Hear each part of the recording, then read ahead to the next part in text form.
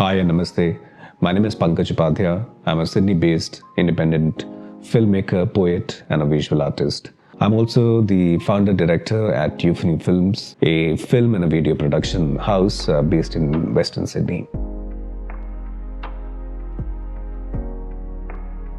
So Zindagi and Zindagi Dobaara both are very special films to me. We made Zindagi, the female COVID-related mental health film, last year. The concept, the vision came from Harman Foundation.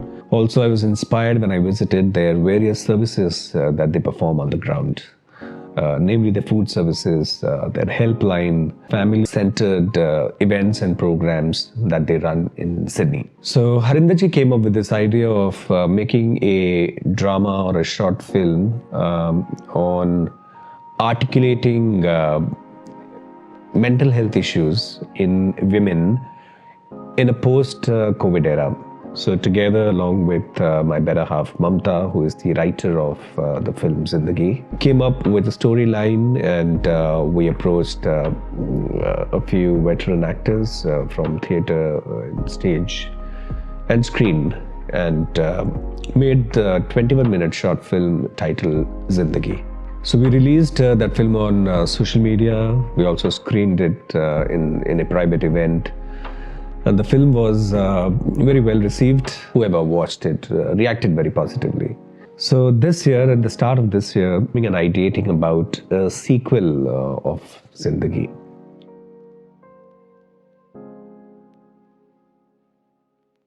Harman Foundation on the ground does a lot of good work within the mental health space, within the family health and well-being space.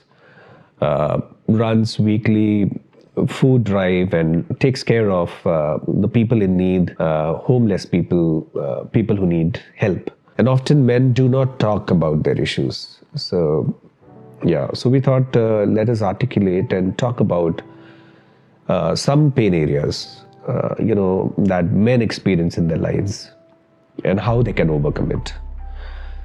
Or rather, how as a community we can help, face the challenges together and come out stronger and steadier. So that was the seed of Zindagi Dobaara. Again, my better half is the writer and also my co-conspirator in this film. So we sat on the idea for some time, and then we ideated together along with Harinderji, and also we had to keep this in mind that this was going to be a sequel of Zindagi. So therefore, it was very important that we work with the same artist and also further the story. And also make it introduce the men aspect in the film with a storyline that was meant to be a short film. But it so happened that we got so engrossed and absorbed into the storytelling process. We wrote and rewrote and wrote and rewrote again, and came up basically with 4 stories that essentially culminate into 3 subplots and touches, several aspects of human emotions, men's emotions. It was again a very challenging script for me from a director of photography perspective, also from an editor's perspective, and also from a director's perspective. Now, technically speaking, a director of photography and a director, it's a very difficult balance.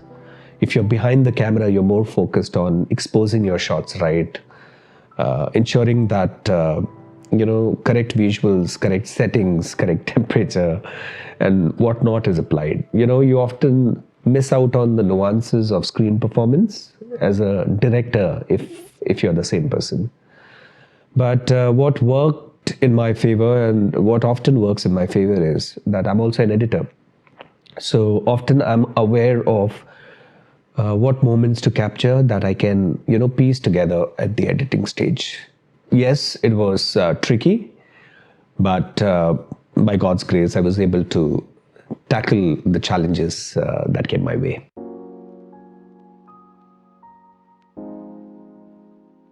for a couple of months, Mamta and we dabbled on the story.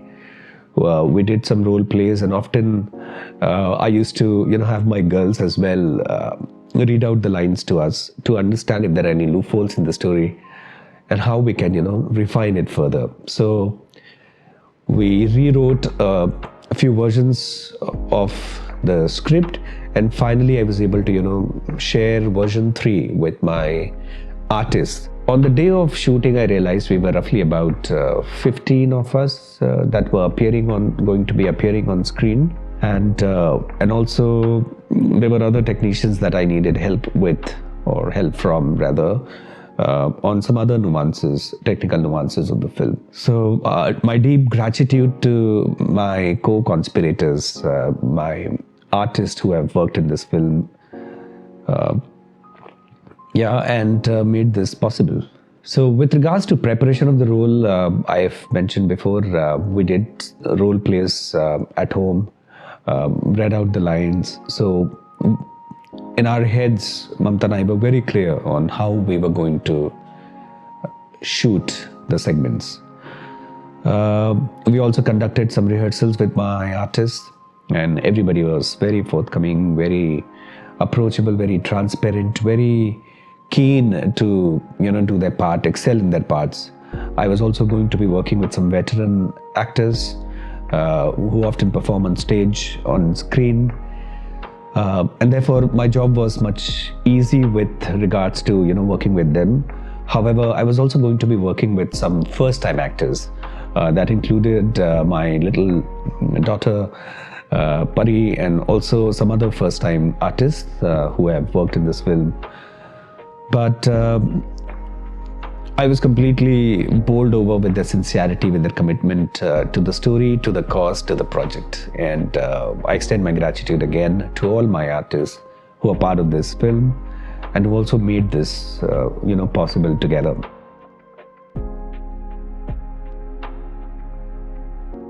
Dialogues are very important because they convey the story in the audio format. When you are watching a film, it is the overall experience of visual effects, sound effects, the spoken words, and the enactment, based off the spoken words. You can say the same thing, but your body language or your tone, if it is different, then it will convey a different meaning, visually. So, I think besides the entire process of filmmaking, everything coming together, I think emphasis on the right dialogue and how it is eventually acted out is often overlooked. And I think that is one of my favorite area of filmmaking that I put a lot of focus on.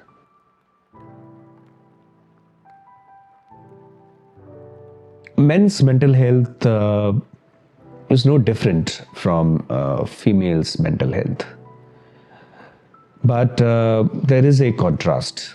Often men do not talk about their issues, their well-being, the challenges, their obstacles. So we have to look for those signs, as a community, as a family, as a friend circle, as a network of people, and regularly do a welfare check and check on each other, ask if we are okay.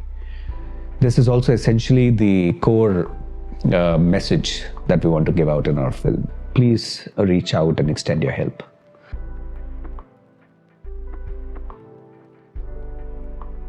I think I can't emphasize more on the importance of rehearsing your scenes, rehearsing your takes. And that also goes true for, the creator, the filmmaker, the film crew, besides the cast. You need to do your role plays, you need to do your rehearsals, you need to read your lines to each other, or look at yourself in the mirror and read your lines. It's a 360-degree process, and also it's a continuous improvement process. So you learn and you become better, and you become even more better, with every single take, every single rehearsal. And likewise, it is also very important for the crew to come together and, understand your settings of the film shoot, understand your technical limitations, understand how technically the film will come together. I do have an advantage that I often film my own stories. I also edit my stories, and therefore I'm aware of the full, the big picture, the full aspect of filmmaking. I also do my own background score, design. So my filmmaking process is very simple. I like to take charge of, the storytelling process. And therefore, I'm very tools agnostic. I want to tell my story in the most simple form as possible, and therefore I adopt various methods of filmmaking, which is mostly do it yourself, learn along the way, and learn on the job. This is precisely how I have learned filmmaking in last 4 years. By doing it myself, by making mistakes, learning by watching others. Make films. I think I've spoken about rehearsals for both cast and crew. It's very important that you understand the whole spectrum, the whole picture. If you're coming together for rehearsals as actors, you will understand the entire dialogue spectrum that is unfolding between character A to character Z, and therefore you would understand the bigger picture, and it helps you on the shooting day as well. Read the script. So my script is often written at a screenplay level. So if the actors are reading that script, they will understand what is expected from them. They will also understand what dialogues to say and how to say, or what emotions are required in that scene. So that helps the storytelling process. However, it's also very important that the actors understand their role.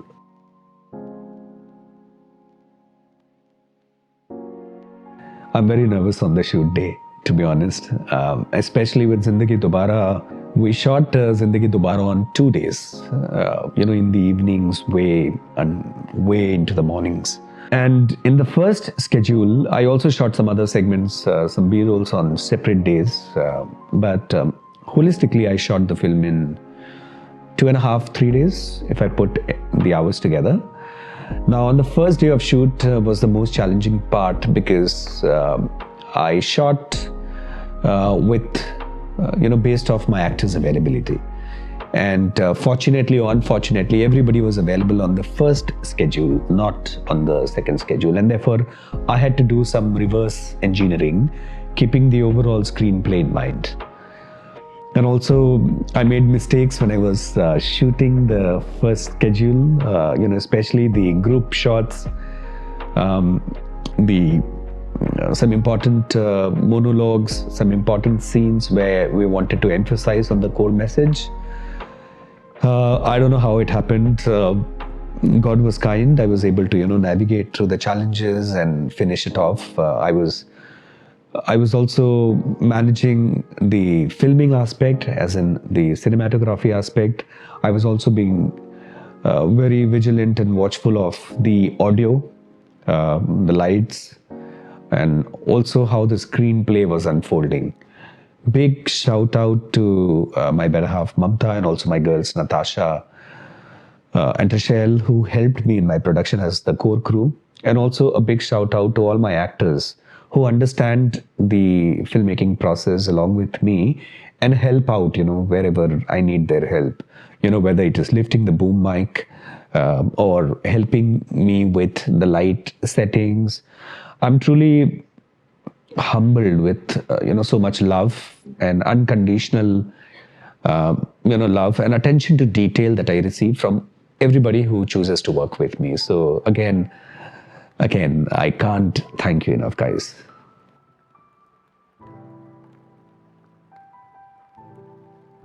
So when we were filming Zindagi Dobaara, we had this vision in mind that we required an original song that will convey the mood of the film, that will also convey the inner turmoil a man goes through and is not able to, articulate to the society around him, to the community around him, or to the inner circle, or even the outer circle that, watches that man from distance. And this is where I think Joy, Mayank, Chris Powell, they came into the picture. They had released a beautiful song, I think, a year back or maybe 2 years back during lockdown, and it is one of their finest creations. I feel truly, and I've worked with this bunch, beautiful bunch, Joy and Meng, before, and I'm so humbled and loved. And I would like to extend my gratitude to Joy, Mayank, and Chris, who agreed to be part of Zindagi Dobaara and offered me this song Aankhon Mein that has heightened the story, that has heightened the emotions, and has completed the jigsaw puzzle that Mamta and I were after in Zindagi Dobaara. So thank you guys.